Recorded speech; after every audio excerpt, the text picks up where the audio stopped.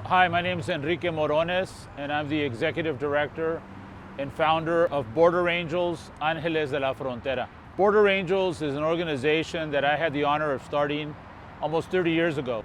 And we're an organization that tries to save migrant lives by going to the desert and placing water, by visiting day laborers that are standing around looking for work, and by going to the cemetery where there's more than 600 unidentified migrants buried.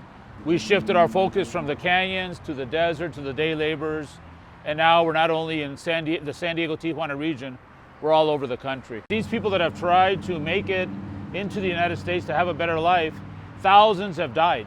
And we have people that make these crosses to remind us that every life is valuable and precious, and we don't want to have any more deaths. We want to have humane immigration policies. Our mission statement says, if I was hungry, did you give me to eat? If I was thirsty, did you give me to drink? Well, what that means is that we should follow the examples that have been given to us by great leaders, whether it's Jesus Christ or Cesar Chavez or Martin Luther King. Well, that part, if I was thirsty, did you give me to drink? That's the part that we do out in the desert by bringing water to people that are crossing so that they don't die. There's a story of one time when I was out in the desert with another volunteer, and we're placing water out there. We saw a man in the distance, and that man was stumbling along, and we ran up to him to see if how he could help him. And we realized that the reason he was stumbling was he was carrying somebody on his back, and that man was almost dead. So we helped both of them, put him in some shade, and gave them some water.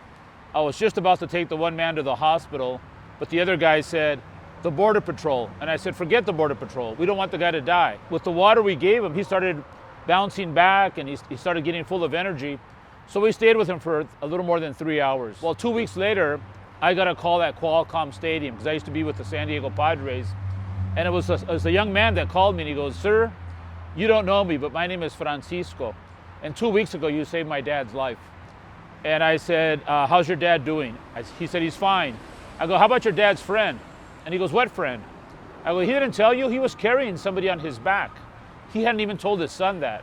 I go, wow, this Francisco guy is my new hero. And 2 weeks after that first call from Los Angeles, I got a second call from Chicago. And it was Pedro, the son of the man on the back. And the same thing. He said, thank you. I heard you save my dad's life a month ago. We live in Chicago.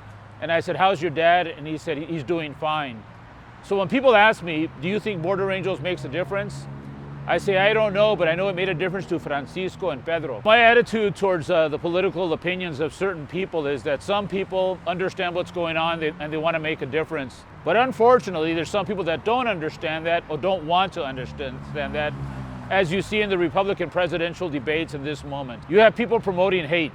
You have Donald Trump and Senator Cruz, and the messages they're giving are messages of division, of hate, of building a wall.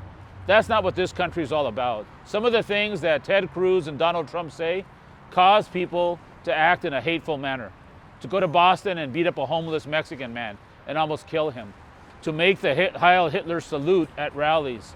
To bring out people from the Ku Klux Klan, the worst of the American spirit. So we got to be very careful with what we say. We should love our neighbor, we should be working with our neighbors and not treating them as the other, as somebody less than. We're all the same race, the human race, and it's important that we all realize that. And unfortunately, there's certain political pundits that are not doing that, and hate words lead to hate actions.